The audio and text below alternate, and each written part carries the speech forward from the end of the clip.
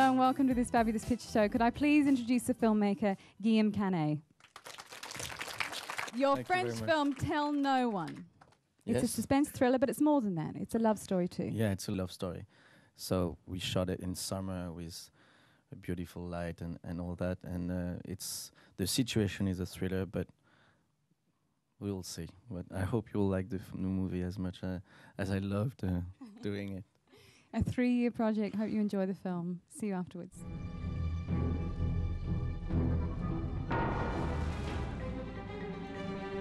Tell No One was a huge hit in France, pulling in over 3 million people to see its all-action thrills. Ça veut dire que quelqu'un s'est connecté dessus. On me surveille, putain.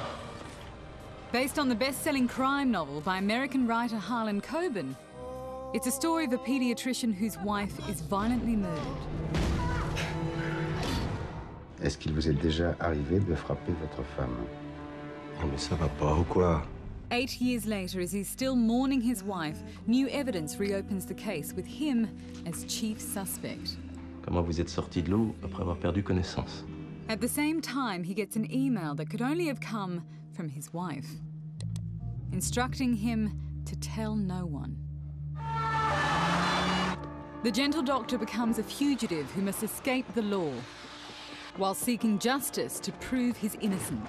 Moi, je sais pas si t'as buté le fils Novitch, j'en ai rien à foutre. Ce que je sais, c'est que moi, on m'accuse d'avoir tué mon ami d'enfance. J'aimerais savoir pourquoi. Whilst the film does have many Hollywood elements, that didn't stop it winning 4 awards at the French Oscars, the Césars. Including Best Actor for lead François Cluzet, who was considered washed up before this film. Je suis désolé. Vraiment. Faut pas. Guillaume Canet won Best Director. And the huge success of Tell No One, his second feature, has confirmed Canet as one of the hottest talents in the new wave of commercial French cinema. This is a project that took you some 3 years, and this was a project that you wanted to co-write, direct, shoot, and even star in. Why did you want to be so heavily involved in this project? Because I don't know how to delegate. And no, because I think that it's important for me to be in the writing process, because while I'm writing, I'm seeing exactly how I'm gonna cut the film and shoot the film. And shooting it also, it's the same thing, you know.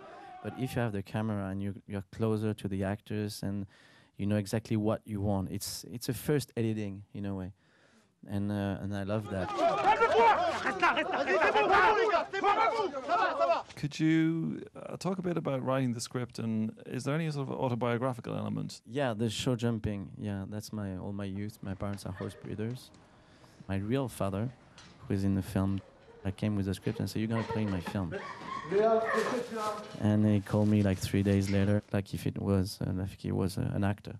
I said, "Yeah, I really like it, but I think it needs changes, some of the things." And so I knew that if I was putting this horse world, I will have a lot of people that I love and I grew up with, like Marina Hans. She was my first love. I mean, my first love story. I was 12 years old. Pourquoi tu me regardes comme ça? J'adore te voir sur un cheval. Most of us know you from the beach. We know you. The jilted man of Leonardo stole your girlfriend. That wouldn't happen in real life, of course. For sure. But that's how many of us internationally... I stole his girlfriend, actually. Did you? No. Another story to tell. No, it's not true. Acting was your plan B in many ways, Yeah. isn't it? You know me as The Beach, but I've done some other films in France, and with a better role, actually. Because just being in a bathing suit on the beach was not so hard. You wanted to be in command, Richard. I only took command because you lost your nerve, French boy. Yeah, and look where you've taken us. Tell No One was a best-selling crime novel by Harlan Coben, wasn't it? So Yeah. it was already very well known. You buy the rights and you take it from New York to Paris and you put it in a French language. And then you change the ending, and Mr. Coben's still very happy with you. I was sitting next to him in a cinema, and I was like watching the movie, and I was waiting until the big changes. And when it happens, I was like looking at his face like this, And he was like, where are they going?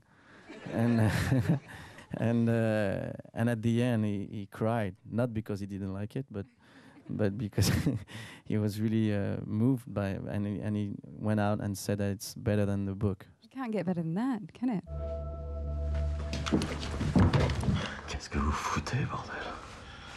You went on to win 4 Césars, and one of them was for music, which you think is quite funny, don't you, that you won for music, considering the circumstances? Yeah, for the score of the film, I didn't know what to do, and just because one night I was talking about distortion with the loneliness of the character, and suddenly I realized I was talking about like one instrument, you know, like a lonely instrument, a guitar, and I thought about Mathieu Chédid, who is one of the best guitarist players in France, and I called him. I didn't know him, but I called him and I proposed him to compose the music. So we went on a studio, and he just took his guitar, and what you heard, he composed it in 2 hours long, watching just the movie, and he played on it. The music was done in an afternoon. And then you got a César.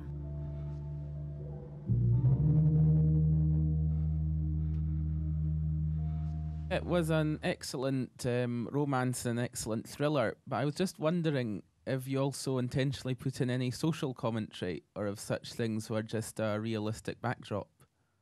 I wanted this character to escape from Paris and go in the suburbs to hide himself. We thought it was really interesting to show the suburbs in a different way. You don't only have bad people who are burning cars. I have plenty of friends who are living in suburbs, and they're not bad people. It was a great twist to see that, because you know, to see the ordinary man being saved and given refuge by the people in the banlieue. Yeah, and I cast a lot of people from there, so that was... So some of those people in that scene were non-actors? They all were non-actors. There were 2 police cars, and one was not working. There had no engine, no motors, you know, and one was a real one. And while we were shooting, I didn't know that was the real one. And I was shooting, and I start yelling, "Break the car! Just go on the car and break the car!" And they, like in 10 minutes, the car was finished. And I saw when I said cut, I saw the director of production running to me. He said, "What did you say? It's a real car." And I was too late. Could we please thank the filmmaker here, Guillaume Canet, Thank you very much. for joining us from Tell No One. Je l'ai vu. Je te jure que je l'ai vu. Je te crois. We go to Rwanda, Africa now, where over 100 films have been made since the horrific genocide in 1994. Well, of those, none were actually made by Rwandans themselves, but that's all changing with a travelling film festival.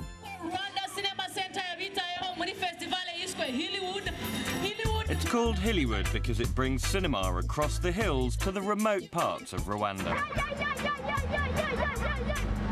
Rwanda is one of the smallest and poorest countries in the world. There's only one cinema here in the capital, Kigali, so the team bring a screen along with them. Our community, the people in the village, the people in the remote areas, they need this. Rwanda has got one of the highest percentage of illiteracy in Africa, if not in the world. And you can imagine the power of audiovisual. Every night, 2,000 people come to Hillywood screenings to see some of the first films made by Rwandans. Hey Mr. DJ is one of the most popular. It's about an arrogant young man who finds out he's HIV positive. Our friends, our cousins. To see our friends, our cousins, our colleagues in these movies, in our language, Kinyarwanda, makes us very happy. We are happy. This is very exciting for me. This is the first time I've seen a movie in Kinyarwanda that is not about the genocide. Leaving the dusty plains in the east, the crew head up to the volcanoes in the north.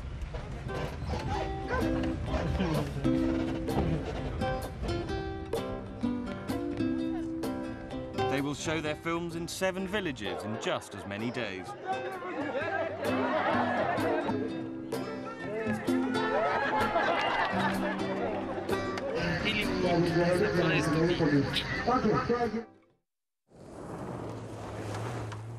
In Kibuye, they set up in the football stadium.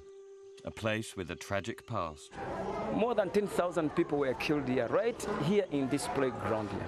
More than 10,000 people were killed. They'd sought refuge here during the 1994 genocide. They're now buried in a mass grave behind the stadium wall. There has been a massacre at the stadium 20 kilometers from here. The dead must number in the thousands. It was foreign films like Shooting Dogs and 100 Days, partly shot here in Kabuye, that reminded the world about the genocide. A genocide it had turned its back on in 1994. Kennedy Mazimaka starred in many of those films. If we keep on acting, all these movies that come and we act, at least the world will know much more about Rwanda. The foreign films also inspired Rwanda's young generation, giving most of the Hollywood team their first taste of filmmaking. That's why Rwanda cinema was formed up. So we could have movies, we could express our feelings, show our culture, we could show our love. With films like A Love Letter to My Country, a story of forbidden love between two people on different sides of the conflict, a Hutu and a Tutsi. Fabrice! Yep. I am coming. Finish.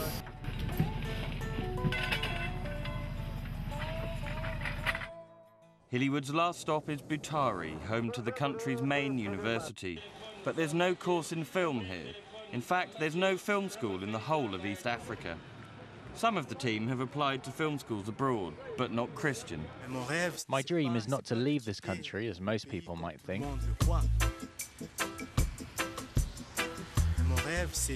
My dream is to make films about young Rwandans and their everyday lives.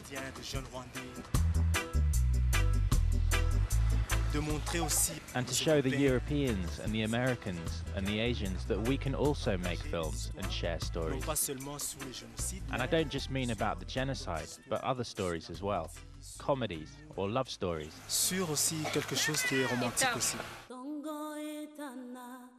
At the end of the day, it's up on our responsibilities as well to show all the different facets Africa has. And the very way how we can translate that can eventually help the rest of the world to understand the magnitude of the beauty and the complexity of our continent.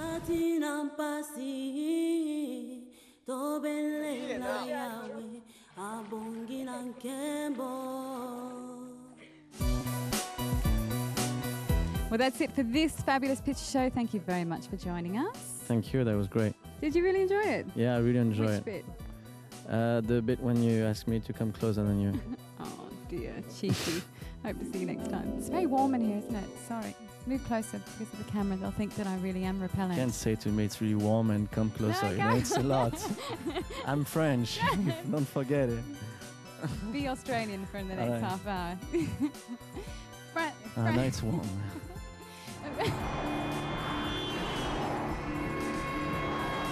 How would you rate the film out of 10 and why? I'd give it an 8 out of 10. I thought it was a fantastic film. In France, directors tend to do something really in a French way, but Guillaume Canet does something that could be universal. Twists are quite common in films, but this one was very good. Well, I did enjoy it apart from being frightened. And it was only a couple of times you got really frightened.